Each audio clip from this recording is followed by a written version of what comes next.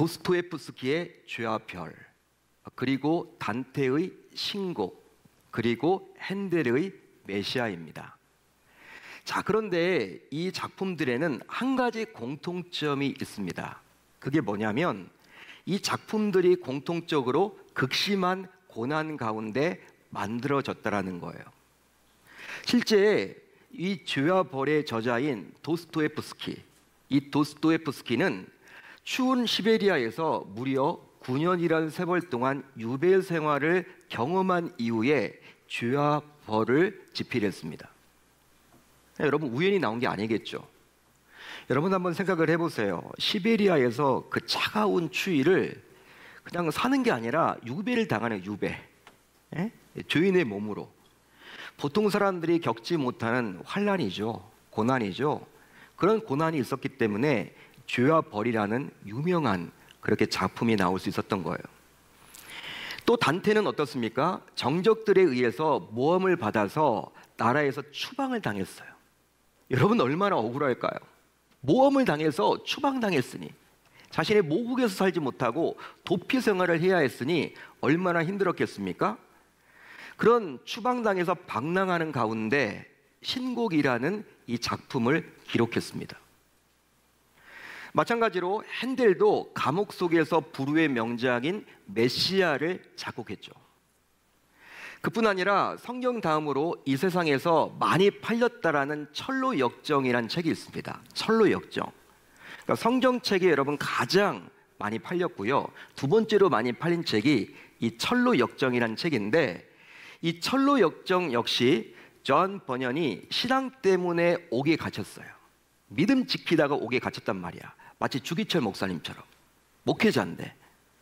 근데 그 감옥 안에서 이렇게 기록을 한 게 이 철로역정이라는 거예요. 이처럼 이 작품들이 세월이 오래 흘러도 유행을 타지 않고 사람들에게 계속 어필이 되는 까닭은 무엇이냐면 바로 고난 속에서 만들어졌기 때문이라는 거예요. 그만큼 인생의 고난은 유행도 타지 않고요, 문명이 발달했다고 해서 사라지거나 없어지지도 않습니다. 실제 예전에 비해서 얼마나 지금 문명이 발달했습니까? 얼마나 편리한 세월을 우리가 살고 있습니까? 스마트폰 하나면요, 은행 갈 일이 없어요. 은행을 갈 필요가 없어요. 요즘에 입금도 하고 송금도 하고 다 합니다. 여러분, 스마트폰 하나만 들고 다니면 돼요.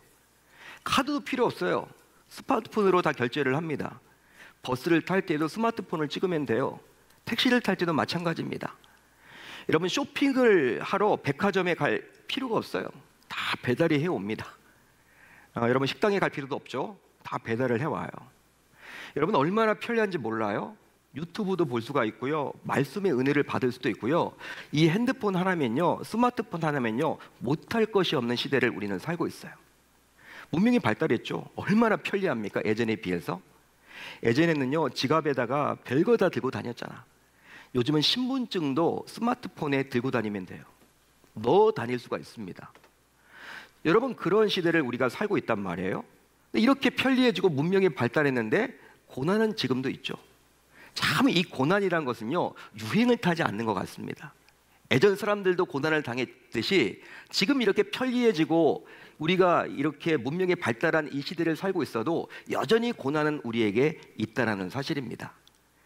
자, 그렇습니다. 이 땅에서 호흡하며 살아가는 우리 가운데 그 누구도 고난을 피해갈 수는 없습니다. 하지만 그 누구도 고난을 좋아하거나 또 고난을 즐기는 사람 또한 없겠죠. 아유, 우리가 즐겨야 된다라고 말하지만 고난만큼은 즐기고 싶지 않잖아요. 저도 그렇고 여러분들도 그러지 않을까요? 자, 그렇다면 신자인 우리는 이 고난의 문제를 어떻게 대처하고 해결을 받으면 좋을까요? 이 고난 하는데 신자인 저와 여러분들은 뭔가 달라야 되지 않을까요? 그렇다면 이러한 고난 속에서 우리는 어떻게 극복해 나가면 좋을까요? 어떻게 이겨낼 수 있을까요? 어떻게 피하지 않고 맞닥뜨려서 승리를 거둘 수 있을까요? 자, 오늘 말씀 안으로 들어가 보면 정말 감당하기 힘든 고난을 당하고 있는 한 사람이 나옵니다. 바로 그가 누구냐? 그 사람은 바로 귀먹고 말 더듬는 사람이었어요. 쥐가 먹었다. 그리고 말을 더듬는 사람으로 오늘 성경은 이야기를 해주고 있습니다. 실제 쥐가 먹어서 누군가의 말을 잘 알아듣지 못하고 또 말을 더듬어서 누군가에게 자신의 의견을 전달하지 못하는 인생은 어떤 의미에서 볼 때 가장 비참한 인생이지 않을까 생각해 볼 수 있어요. 왜냐하면요, 누군가가 이야기했듯이 인생은 관계라는 말이 있습니다. 인생은요, 다른 게 아니에요. 정의를 내려드리면요, 관계입니다. 사람들과의 관계를 맺고 살아가죠. 목회도 관계예요. 관계를 잘 맺어야 합니다. 하나님과의 관계도 중요하고 사람들과의 관계를 잘 맺는 게 바로 인생이라는 것이죠. 자, 그런데 삶에 있어서 어느 누군가와 관계를 맺고 살아가는 것은 너무나도 중요한데 이 관계의 기본은 바로 소통이에요. 소통. 여러분, 말이 통해야 돼. 대화가 돼야 돼. 그런데 들을 수도 없습니다. 또 말을 할 수도 없다면 소통 자체를 아예 할 수 없는 것 아닙니까? 따라서 누군가 관계를 맺을 수도 없겠죠. 뭘로 여러분 관계를 맺을까요? 그렇게 되면 결국 인생이 고달퍼질 수밖에 없다라는 거예요. 따라서 이 사람은 그야말로 답답하고 외롭고 정에 굶주린 삶의 여정을 살아왔다라고 감히 말할 수 있겠죠. 불쌍한 인생을 살아왔다라고 감히 말할 수 있습니다. 자, 그런데 오늘 말씀을 보게 되면 예수님께서 두로와 시돈을 거쳐서 데가볼리 지역을 통과하여 갈릴리 호수에 이르게 된 시점에 사람들이 쥐가 먹고 말을 더듬는 이 비참한 사람을 예수께 데려오게 되었어요. 실제 이 사람은요, 쥐가 먹었습니다. 들을 수가 없어요. 예수님의 소문을 듣지도 못합니다. 또 말도 안 돼요. 자기가 뭘 하고 싶어도 말을 여러분 할 수가 없습니다. 이런 소통이 안 되는 인생을 살다 보니까 홀로 예수님을 찾아올 수 없는 처지였죠. 그런데 그를 알고 있던 주변 사람들이 예수님께 그 비참한 사람을 데리고 온 거예요. 여러분, 사람을 잘 만난 것 같아요. 주변에 그를 알고 있던 사람들이 그를 끌고 왔습니다. 예수께로. 그리고 사람들은요, 예수님께 뭘 요청합니까? 이 환자에게 안수해서 고쳐주기를 요청해요. 여러분, 이 사람들이 예수님께 안수를 요청했다는 것은요, 여러분 들었던 것이 있는 거예요. 예수님께서 다니시면서 많은 사람들을 치유하실 때 주로 손을 얹어서 고쳐주셨던 것만 같아요. 그렇기 때문에 자신이 끌고 온 이 비참한 사람에게도 예수님께서, 우리 주님께서 안수하사 치료받기를, 치료해 주시기를 기대했던 것이죠. 자, 그런데요, 이런 상황 속에서 예수님께서는 다소 이상한 행동을 보입니다. 바로 그 환자를 데리고 무리를 떠나 어디론가 가버리셨어요. 오늘 말씀을 보게 되면 희한하죠? 그 자리에서 고쳐주는 게 아니라 무리 가운데 그 환자를 데리고 예수님께서 가셨다는 거예요. 실제 그 환자는 들을 수도 없고 또 말할 수도 없기에 중증 환자입니다. 따라서 되도록 그곳에서 빨리 치유해 주는 것이 좋을 듯 싶은데 이상하게도 예수님께서는 다소 이상하고 기괴한 행동을 하고 있는 거예요. 왜 데려가셨을까? 왜 무리 가운데 그 사람을 분리시켜서 데려가셨을까? 더욱이 이런 이상한 행동을 하는 예수님을 사람들은 당시 과연 어떻게 생각했겠습니까? 따라서 예수님께서는 많은 사람들이 보는 곳에서도 충분히 치유할 수 있었음에도 불구하고 왜 그렇게 하지 않았던 것일까요? 혹시 예수님조차도 이런 환자는 고치기 힘들다라고 나름 판단했기 때문일까요? 그래서 일부러 피하려고 그런 행동을 보이셨던 것일까요? 그뿐 아니에요. 예수님께서는요, 따로 데리고 간 그 환자를 또 기괴한 방법으로 치유해 주십니다. 다소 이상한 방법을 동원해서 치유해 주셔요. 바로 듣지 못하는 그의 귀에 예수님께서 자신의 손가락을 집어넣었어요. 양쪽 귀에다가 예수님께서 그 환자 귀에다가 딱 여러분 귀에다가 예수님의 손가락을 집어넣은 거예요. 그뿐 아니라 또 침을 뱉어가지고 그의 혀에 손을 댔습니다. 이런 방법은 기괴하잖아, 희한하잖아. 아니, 우리 주님이 좀 세련되면 좋은데 왜 여러분 이렇게 이상한 방법을 동원해서 이렇게 여러분 고쳐주셨을까? 바로 예수님께서 그렇게 하신 이유는 환자 개인의 특성을 고려한 맞춤 치료를 하시기 위함입니다. 맞춤 치료. 개인의 특성에 맞춰서 치료해 주시고자 하는 거예요. 실제 예수님께서는 하나님이시기에 말씀 한마디로 또 터치함으로 안수함으로 충분히 이 귀가 먹었고 말을 더듬는 이 사람을 치료해 주실 수가 있어요. 왜? 하나님이시니까, 창조주시니까. 아니 말씀만으로 우주 만물을 창조하셨던 그분께서 못하시겠습니까? 하지만 한번 잘 생각을 해보세요. 오늘 말씀을 묵상하면서 한번 잘 생각을 해보자고요. 이 환자는 귀가 막히고 입이 막힌 자로서 한마디로 삶의 소통이 막힌 자 아닙니까? 막힌 자입니다. 삶의 소통이 안 되는 자예요. 따라서 쌍방소통이 안 되는 환자에게 기존의 환자에게 행했던 안수와 말씀으로 치유하셨다면 이 환자의 경우에 이것은 다소 일방적이라고 여길 수도 있었겠죠. 하지만 예수님께서는 이 환자의 처지를 너무나도 잘 아시고 결국 그의 막힘을 뚫어주시고 열어주셨습니다. 자, 말씀을 한번 같이 읽어봅니다. 말씀 시작. 그에게 이르시되 에바다 하시니 이는 열리라는 뜻이라. 그의 귀가 열리고 혀가 맺힌 것이 곧 풀려 말이 분명하여졌더라. 즉 인생에 막힌 모든 것을 열어주시는 예수님께서는 이 환자의 귀도 열어주셨고 입도 열어주셨고 심지어 막혔던 삶의 모든 것을 열어주셨습니다.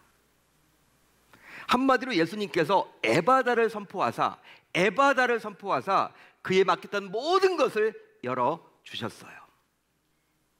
실제 예수님께서 선포하신 에바다는요, 어떤 의미를 담겨져 있냐면 바로 하늘의 하나님과 주인인 이 환자 사이에 막혔던 모든 것을 열게 하는 구원의 선포입니다. 구원의 선포예요. 따라서 예수님께서 에바다를 외침으로 하늘의 하나님과 주인인 환자 사이를 중재, 즉 중보하신 거예요. 여러분, 이 에바다라는 말은요, 단순히 그냥 에바다, 열리다 그런 뜻도 있지만 그 문자적인 의미고 어떤 의미가 담겨져 있냐면 하늘의 하나님과 주인인 이 환자 사이를 우리 주님께서 중보하신다라는 거예요. 중보사역을 지금 하고 있다라는 거예요. 중보자의 역할을 하고 있다라는 거예요. 그런즉 예수님의 에바다 선포는 그 십자가에서 자신이 감당해야 할 중보사역을 미리 예표한 것입니다.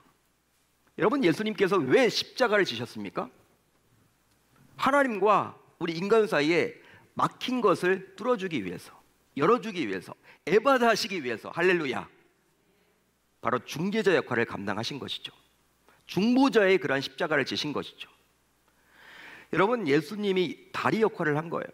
우리 인간이 하나님께 어떻게 나아갑니까? 못 나가요. 구약시대에 보면요, 하나님께 직접 나아가는 자들은 다 죽었잖아요. 하나님 받던 자들은 다 죽습니다. 나갈 수 없습니다.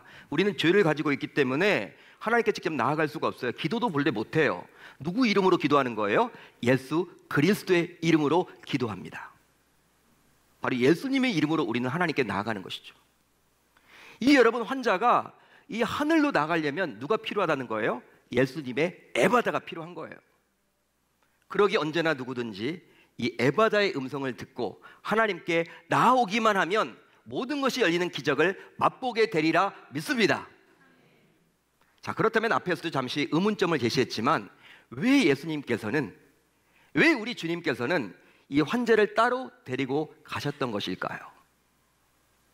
여러분, 그 자리에서 고쳐주셔도 좋잖아요. 사람들 많은 곳에서 고쳐주시면 여러분, 소문이 더 좋게 날 거 아닙니까?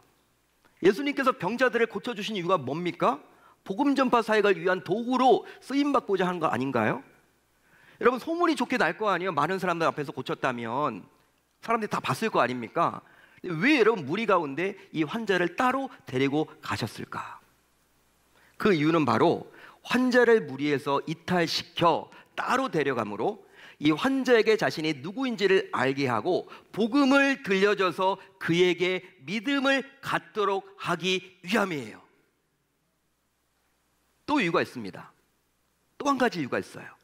바로 사람들의 호기심 어린 시선에서 벗어나서 예수님께서 이 환자의 귀에 손가락을 집어넣고 자신의 손바닥에 침을 뱉어서 이 환자 혀를 만지는 행위, 예수님께서는 이 환자에게 그리함으로 결국 이 환자를 보듬어주고 안아주어 자신의 사랑을 전하고 싶었기 때문이에요.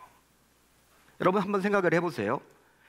여러분들이 누군가의 귀에다가, 상대방의 귀에다가 손을 이렇게 손가락을 집어넣어야 된다.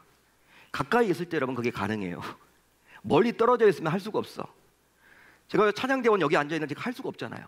왜? 거리감이 있기 때문에. 여러분 이것은 뭐냐면 보듬을 때 가능한 거예요. 보듬을 때, 안아줄 때 가능한 거예요. 상대방의 혀를 만지려면요 지금 못 만지겠네요. 너무나 멀리 떨어져 있어서. 가까이 있을 때 가능한 거예요. 여러분 생각을 해보세요. 여러분 이 사람이요, 여러분 듣질 못해요. 얼마 정도 듣지를 못했는지 몰라. 성경은 말을 해주고 있지 않습니다. 말을 하지 못합니다. 소통 자체가 불가능해요. 얼마나 외로울까요? 얼마나 사람이 그리울까요? 얼마나 여러분 정이 익숙해져 있을까요? 정이 여러분 얼마나 그리울까요? 사람들이 여러분 지나가면서 다 여러분 무슨 말을 하는지 손가락질을 하는데 무슨 말인지도 알아듣지도 못하니까 여러분 그 분위기는 알잖아요. 자기를 왕따시키는 그 공동체 내에서 자기에게 여러분 지금 말은 하지 않지만 손가락질하고 사람들이 자기를 업신여기는 것들 너무나 잘 알 거 아닙니까?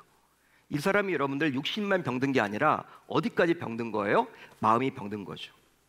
예수님은요 가서 여러분 안아주심으로, 여러분 귀에다가 여러분 손을 이렇게 손가락을 집어넣고 혀를 만져주심으로 이렇게 안아주는 자세를 취함으로 그의 구멍난 가슴에도 그 상처도 치유해 주셨다라는 사실이에요. 그뿐만이 아니죠. 그를 따로 불러가지고 그에게 믿음도 이야기를 합니다. 이게 여러분 자신이 누구인지 소개를 하면서 그에게 여러분 믿음이 들어가도록 해주셨다라는 사실이에요. 오늘 말씀을 보게 되면 단순히 육체만 치료받은 것처럼 나와 있지만 영적으로 우리가 보고 하늘의 하나님의 음성을 통해서 우리가 이 말씀을 보게 될 때 세 가지를 지금 치유받고 있는 거예요.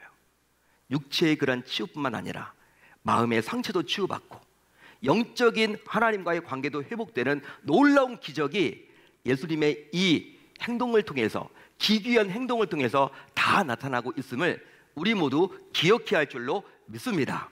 믿습니다.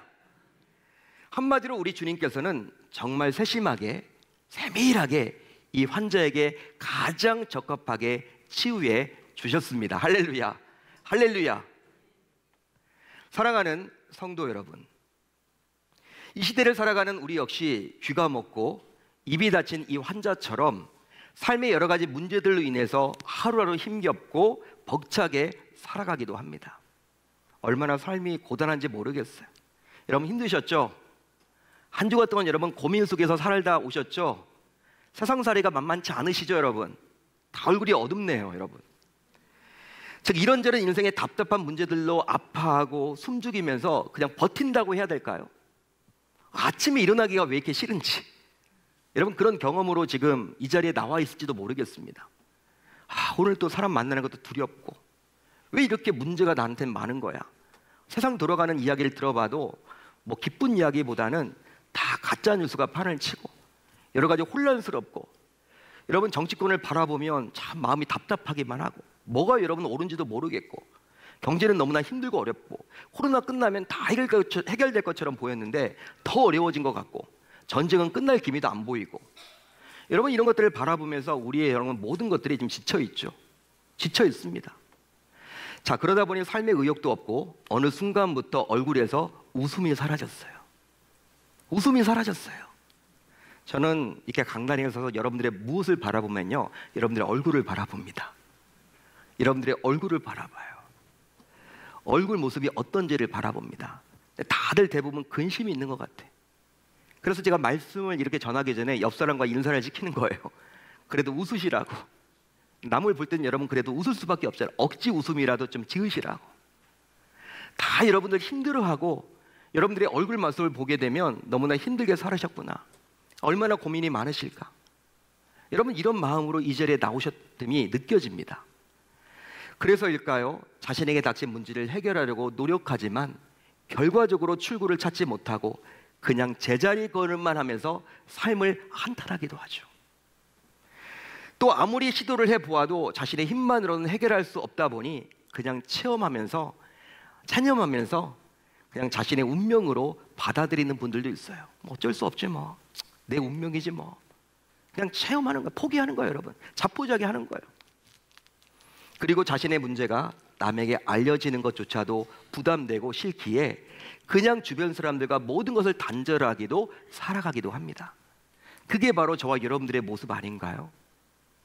혹시 이 말씀을 듣고 있는 여러분들도 마치 오늘 말씀에 나온 환자처럼 해결 방법이 전혀 보이지 않은 막힌 인생을 살아가고 있을지도 모르겠습니다. 실제로 열려야 할 문제들을 안고 이 예배 자리에 나오지는 않으셨습니까? 예배는 한번 드려보자. 자포자기 하면서 그래 오늘 주일이니까 그래도 목사님 말씀 한번 들어가 가보자. 여러분 이런 마음을 가지고 이 자리에 나와 계신 분이 행여나 계실지도 모르겠습니다. 그런 분이 행여나 계신다면 이 시간 분명하게 다음을 기억합시다. 다음을 기억합시다. 뭘 우리가 기억해야 되냐면 바로 하늘이 열리면 모든 것이 열립니다. 하늘이 열리면 모든 것이 열립니다. 즉 하늘이 열려야 귀도 열리고요, 입도 열리고요, 사업도 열리고, 자녀도 열리고, 관계도 열리고, 건강도 열리고, 즉 막혔던 삶의 모든 것이 열려지게 되어 있는 거예요. 따라서 하늘이 열리는 게 중요해요. 하늘이 열리는 게 중요합니다. 그런데 하늘을 열 수 있는 유일한 방법은 바로 무엇이냐? 예수 그리스도이십니다. 예수 그리스도이십니다. 내가 곧 길이요 진리요 생명이니 나를 통하지 않고서는 하나님 아버지께로 나아갈 자가 있다 없다? 없다. 우리 주님의 말씀이에요. 나로 말미암지 않고서는 아버지께로 나아갈 자가 없다. 유일한 길이요 진리요 생명. 여러분 길은 웨이죠. 더 웨이입니다. 하나밖에 없는 방법 길. 하늘로 올라갈 수 있는 하나밖에 없는 방법 길. 바로 예수 그리스도.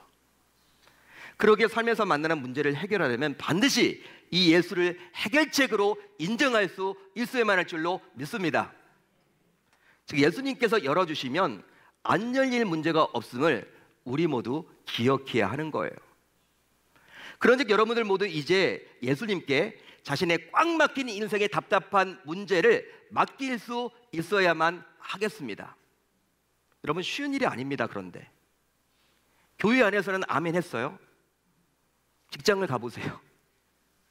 가정을 가보세요.